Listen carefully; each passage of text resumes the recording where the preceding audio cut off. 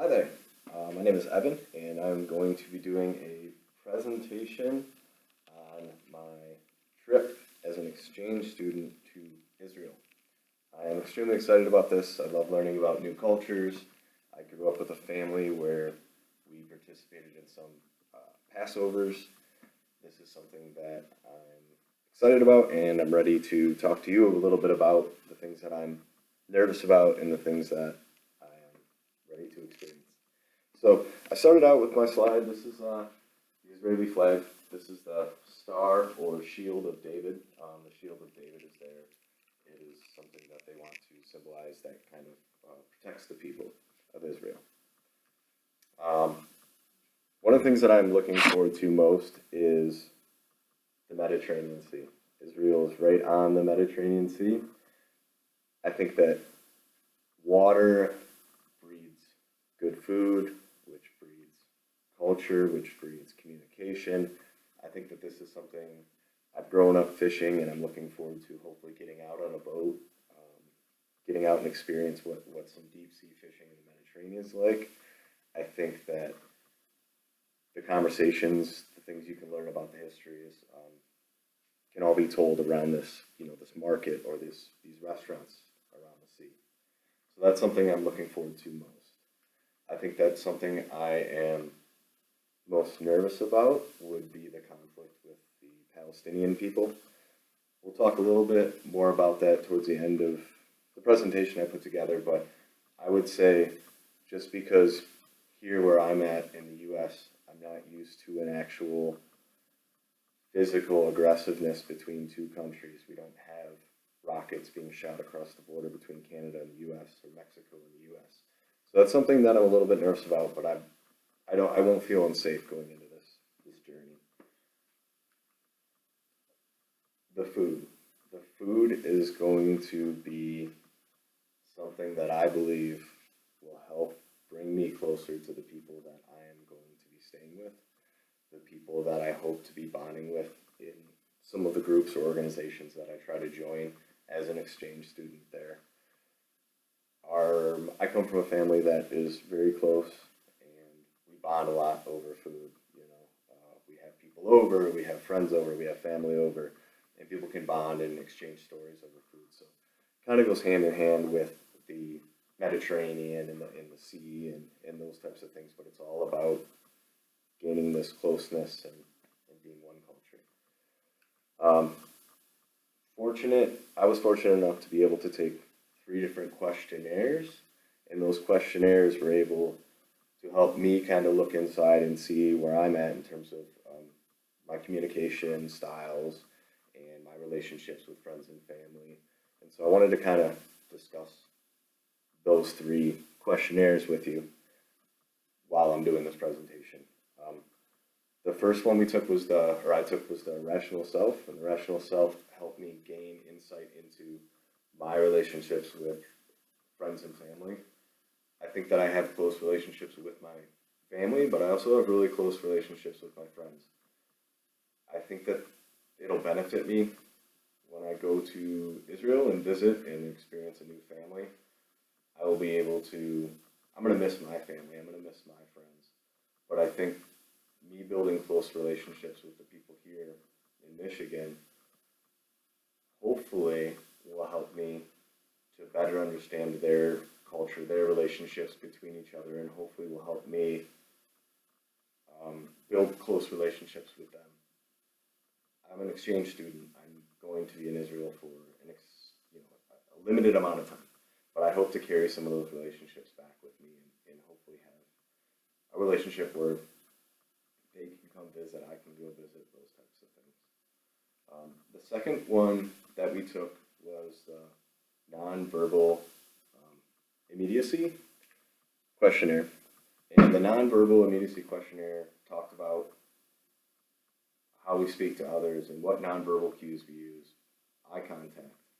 I think that sometimes eye contact, I always think eye contact is good, but I think that going to the Middle East, I want to be careful about maybe I don't provide too much eye contact, or maybe in the beginning I feel it out. Where's the balance between too much eye contact, where maybe I'm coming off as threatening, or not enough eye contact, where come off as someone who's not paying attention, not actively listening to others.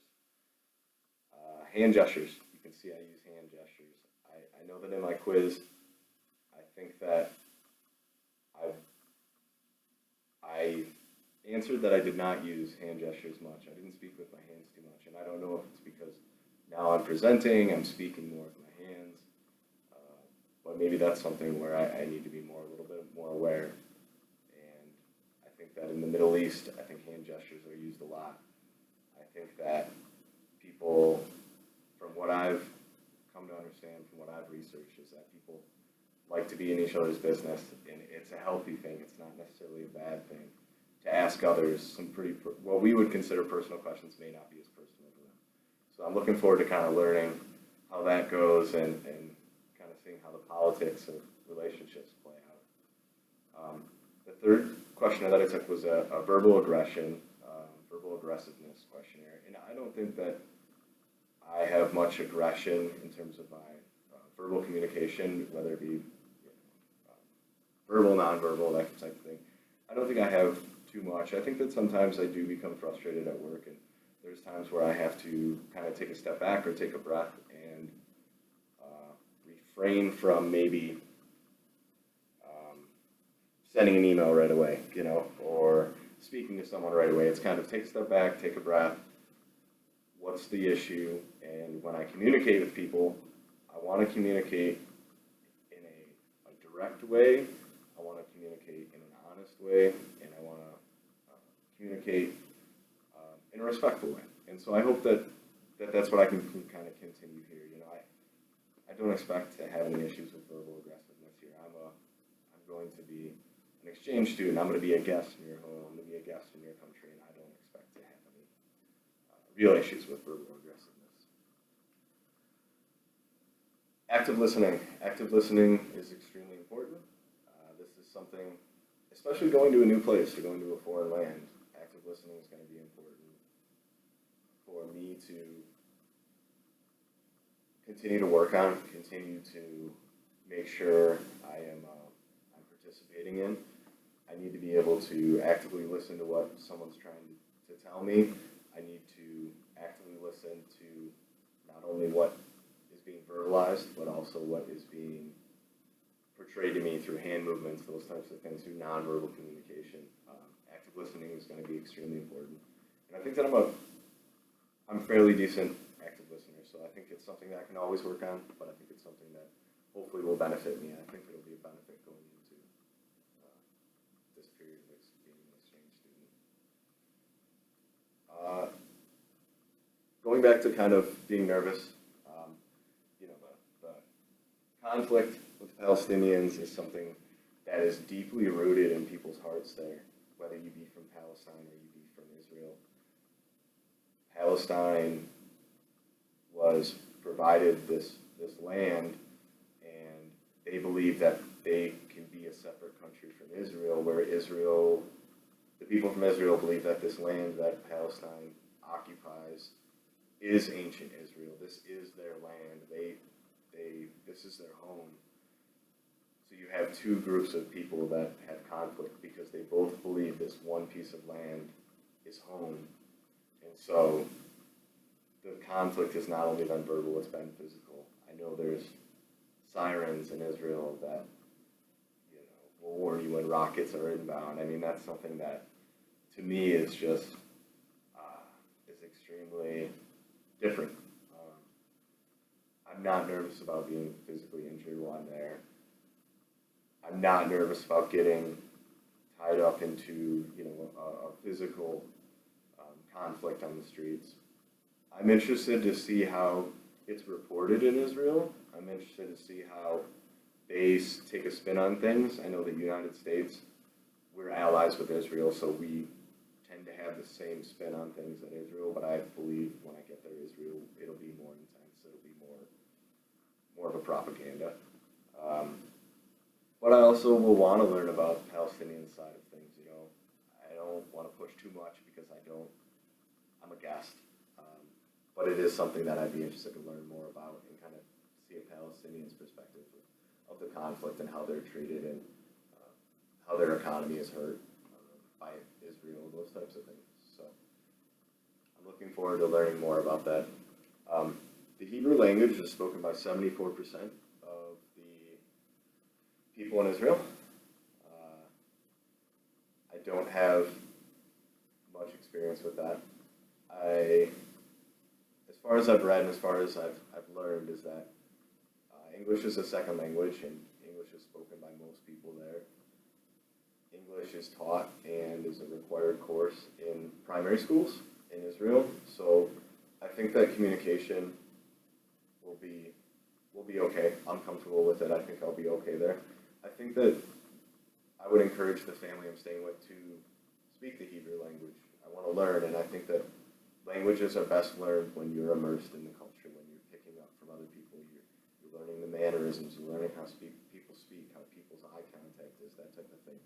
And I'd really, really like to learn some of the Hebrew language before I leave.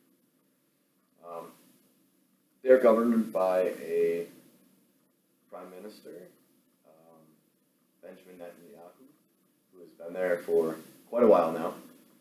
He is almost, as of today, we are in the midst of these voting conflicts that are going on there, and will Netanyahu stay? Will he not?